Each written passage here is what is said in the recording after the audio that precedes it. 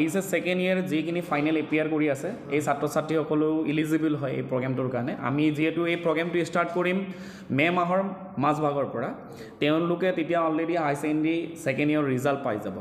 এয়া আমি পাৰ্চেণ্টেজটো যিহেতু মানে কি ইয়াত কোনো ধৰা বন্ধা নিয়ম নাই কিন্তু ছাত্ৰ ছাত্ৰীসকল মানে কি জ্ঞাত আমাৰ প্ৰত্যেকজন ছাত্ৰ ছাত্ৰীয়ে জ্ঞাত নীট এক্সামত এণ্ট্ৰেঞ্চ এক্সামত কোৱালিফাইড হোৱাৰ পাছতো পাৰ্চেণ্টেজটো কাট অফ মানে কি যিমান পাৰে হাই লাগে এয়ে এটা নিৰ্দিষ্ট পাৰ্চেণ্টেজ চবৰে প্ৰয়োজন হয় কাষ্ট বা কেটেগৰী ৱাইজত মানে এণ্ট্ৰেঞ্চ এক্সামটো পাছ কৰাৰ পাছতো ছিট পাবলৈ এডমিশ্যনৰ ছিট পাবলৈ এয়ে আমি ছাত্ৰ ছাত্ৰীসকলক মানে কি আশা কৰোঁ সকলোৱে ভাল হাই ছেকেণ্ডেৰীত ভাল পাৰ্চেণ্টেজ ল'ব আৰু কিন্তু আমাৰ ইয়াত এই প্ৰশিক্ষণ বা ছুপাৰ 30 ৰিজলিউশ্যন ছুপাৰ 30 প্ৰগ্ৰেমটোৰ মানে ইয়াত ছিট পাবলৈ কোনো পাৰ্চেণ্টেজৰ আমি কাট অফ ৰখা নাই কিন্তু আমাৰ এটা মিনিমাম পাৰ্চেণ্টেজ লাগিব যেনেকৈ নীটত মিনিমাম ছিট পাবৰ কাৰণে এডমিশ্যন ছিট পাবৰ কাৰণে মিনিমাম এটা পাৰ্চেণ্টেজ ৰাখি দিয়া আছে এই মিনিমাম পাৰ্চেণ্টেজটো আমাৰ ইয়াতো বিচৰা হৈছে তেওঁলোকৰ এতিয়া ডকুমেণ্টছ একো নাই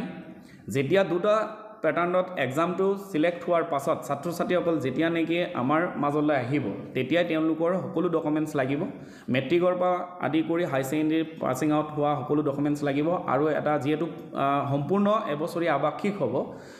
এইকাৰণে আমাৰ এটা এগ্ৰিমেণ্ট থাকিব ছাত্ৰ ছাত্ৰীসকল আৰু অভিভাৱকৰ মাজত আমাৰ ভাৰতবৰ্ষ তথা অসমৰ বিভিন্ন প্ৰান্তৰ ছাত্ৰ ছাত্ৰীয়ে অৱতীৰ্ণ হ'ব পাৰিব প্ৰশিক্ষণ ল'ব পাৰিব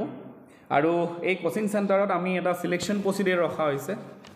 তো সিলেকশ্যন প্ৰচিডিউৰটো আমাৰ দুটা ফেজত মানে কি অনুষ্ঠিত কৰা হৈছে অলৰেডি আমাৰ ধেমাজি লখিমপুৰ শোণিতপুৰ এইকেইখন ডিষ্ট্ৰিক্টত অলৰেডি আমাৰ সিলেকশ্যন প্ৰচিডিউৰ ফাৰ্ষ্ট পেজৰ সিলেকশ্যন প্ৰচিডিউৰ আমাৰ চলি আছে ইতিমধ্যে আমাৰ 12খন স্কুলত ভিজিট কৰি আমাৰ যোনজন এই প্ৰগ্ৰেমটোৰ কোচিং এই যেটো ছুপাৰ 30 ৰিজলিউশ্যন ছুপাৰ 30 প্ৰগ্ৰেমটোৰ যোনজন প্ৰগ্ৰেম মেনেজাৰ আছে তেওঁ অলৰেডি 12খন ইনষ্টিটিউশ্যনত মানে কি তেওঁ অলৰেডি আমাৰ এক্সাম পাৰ্টি কমপ্লিট কৰিছে প্ৰথমতে ছাত্ৰ ছাত্ৰীসকল এই প্ৰশিক্ষণত অংগ ল'ব পাৰিব যিসকল এইচএছ ছেকেণ্ড ইয়েৰ সায়েন্স ষ্ট্ৰীমত ফিজিক্স কেমেষ্ট্ৰি এণ্ড বায়'লজি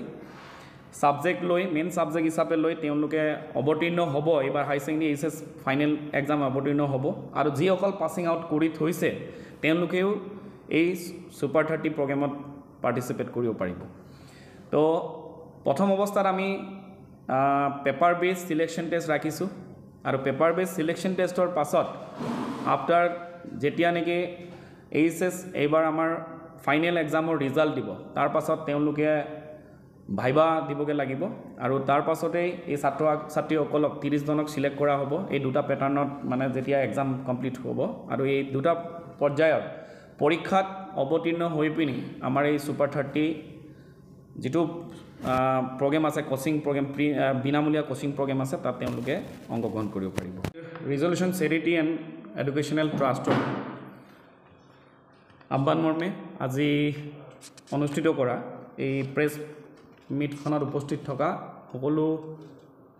সংবাদ কৰ্মী বন্ধুসকলক নমস্কাৰ জনাইছোঁ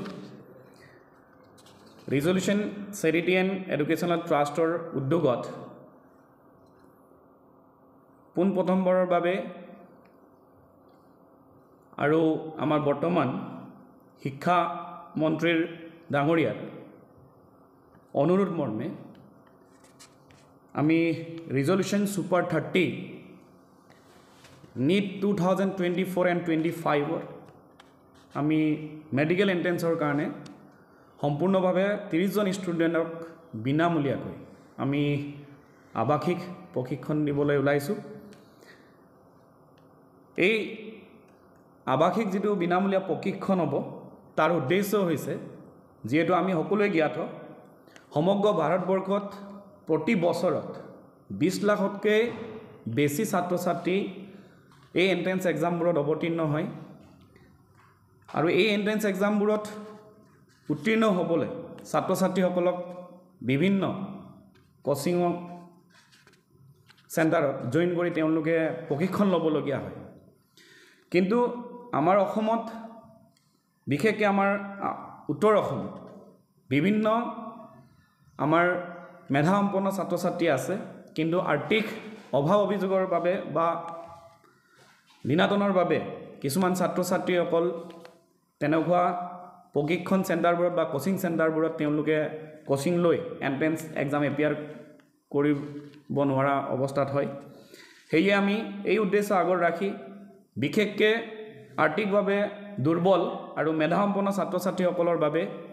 ৰিজলিউশ্যন চেৰিটি এণ্ড এডুকেশ্যনেল ট্ৰাষ্টৰ উদ্যোগত পোনপ্ৰথমবাৰৰ বাবে আমি এই প্ৰশিক্ষণ ব্যৱস্থা আমি হাতত লৈছোঁ। আৰু এই প্ৰশিক্ষণত আমাৰ ভাৰতবৰ্ষৰ বিভিন্ন জেগাৰ পৰা প্ৰশিক্ষক আহি এই প্ৰশিক্ষণ কাৰ্যসূচীত ছাত্ৰ ছাত্ৰীসকলক পাঠদান দিব। কেৰালা,